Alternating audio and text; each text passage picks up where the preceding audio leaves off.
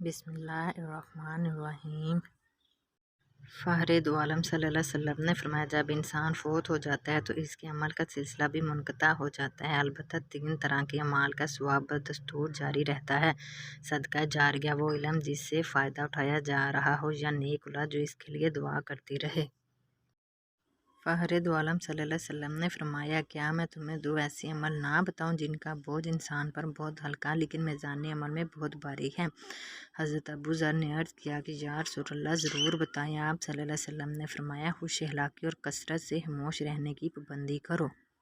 فخر دو عالم صلی اللہ علیہ وسلم نے فرمایا، اللہ تعالیٰ فرماتے ہیں، اے ابن آدم، اگر تیرے گناہ آسمان کے کناروں تک پہنچ جائیں اور تو نے مجھ سے مغفرت کی درخواست کی تو میں تیری مغفرت کر دوں گا اور پرواہ نہیں کروں گا۔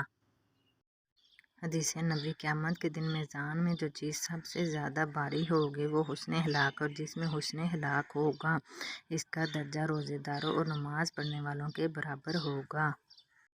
حضور صلی اللہ علیہ وسلم نے ارشاد فرمایا، بخار کو برا نہ کہو، کیونکہ یہ انسان کے گناہوں کو اس طرح دور کرتا ہے جس طرح بھٹی لوہے کے زنگ کو دور کرتی ہے۔ حضور صلی اللہ علیہ وسلم نے ارشاد فرمایا، اپنی اولاد کو 7 سال کی عمر میں نماز سکھاؤ، اور جب وہ 10 کے ہو جائیں تو نماز کے لیے ان پر سختی کرو اور ان کے بستر الگ کر دو۔